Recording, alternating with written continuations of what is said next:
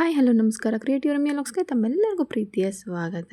ನಾವಿಲ್ಲಿ ಮ್ಯಾಂಗ್ಳೂರ್ಗೆ ಹೋಗ್ತಾ ಇದ್ದೀವಿ. ಯಾಕೆ ಮ್ಯಾಂಗ್ಳೂರ್ಗೆ ಹೋಗಿದ್ವಿ ಅಂತ ನಿಮಗೆ ವಿಡಿಯೋ ಕೊನೆವರೆಗೂ ನೋಡಿದ್ರೆ ಗೊತ್ತಾಗುತ್ತೆ.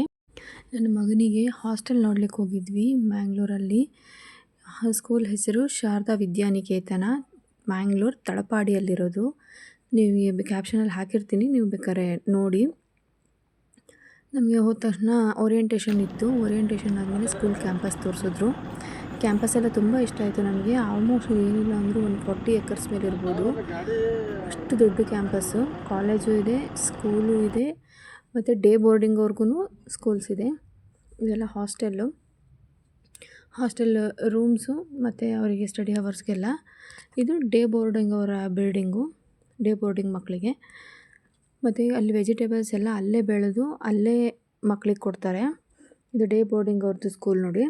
ಮತ್ತು ಇದು ಸ್ಟಡಿ ಹಾಲು ಮಕ್ಕಳಿಗೆ, ಹಾಸ್ಟೆಲ್ ಮಕ್ಕಳಿಗೆ ಸ್ಟಡಿ ಹಾಲ್ ಇದು.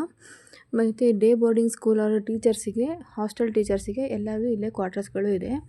ಅವರು ಎಲ್ಲ ಅಲ್ಲೇ ಇರ್ತಾರೆ. ನಮಗೆ ತುಂಬ ಕ್ಯಾಂಪಸ್ ಎಲ್ಲ ಇಷ್ಟ ಆಯಿತು. ಈ ರೂಮ್ಗಳು ತೋರಿಸಿದ್ರು. ರೂಮು ಎಲ್ಲ ತುಂಬ ಚೆನ್ನಾಗಿದೆ. ಒಂದು ರೂಮಲ್ಲಿ 4 ಮಕ್ಕಳಿಗೆ ಮಲಗಲಿಕ್ಕೆ ಮತ್ತು ಅವ್ರು ಬಂದು ಹೋಮ್ವರ್ಕ್ ಮಾಡ್ಕೊಳ್ಲಿಕ್ಕೂ ಅಲ್ಲೇ ಡೆಸ್ಕ್ ಮಾಡಿದ್ದಾರೆ. ಕ್ಯಾಂಪಸ್ ಎಲ್ಲ ನೋಡ್ಕೊಂಡು ಬಂದಮೇಲೆ ನಾವು ಪ್ರಿನ್ಸಿಪಲ್ ಹತ್ರ ಮಾತಾಡಲಿಕ್ಕಿತ್ತು.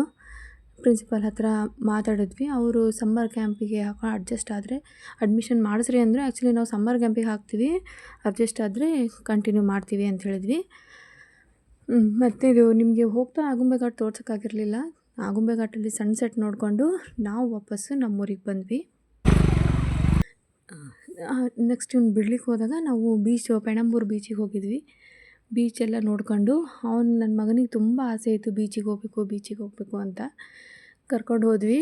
ತುಂಬ ಚೆನ್ನಾಗಿತ್ತು ಬೀಚು, ಚೆನ್ನಾಗಿ ಎಂಜಾಯ್ ಮಾಡ್ದ ನನ್ನ ಮಗ.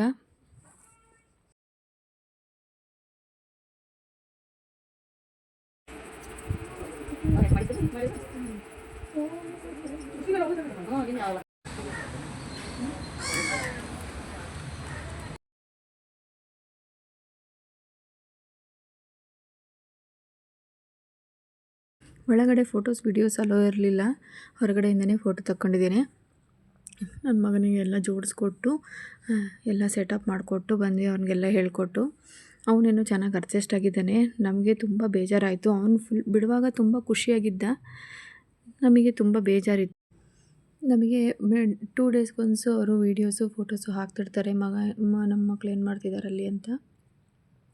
ಅದು ಒಂದು ಧೈರ್ಯ ನಮಗೆ. ಮತ್ತು 15 ಡೇಸ್ ತಾವು ಕಾಲ್ ಏನೂ ಕೊಡಲ್ಲ ಅಂತಲೂ ಹೇಳಿದರು ಅವರು. ಸ್ಟಾರ್ಟಿಂಗೇ ಹೇಳಿದರು, ಮಕ್ಳು ಅಡ್ಜಸ್ಟ್ ಆಗೋವರೆಗೂ ನಾವು ನಿಮಗೆ ಫೋನ್ಗೇನೇನು ಕೊಡಲ್ಲ ಅಂತ.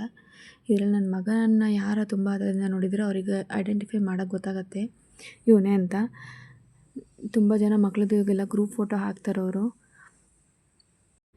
ನನ್ನ ವಿಡಿಯೋ ತಮ್ಮೆಲ್ಲರಿಗೂ ಇಷ್ಟ ಆಯಿತು ಅಂತ ಭಾವಿಸ್ತೀನಿ.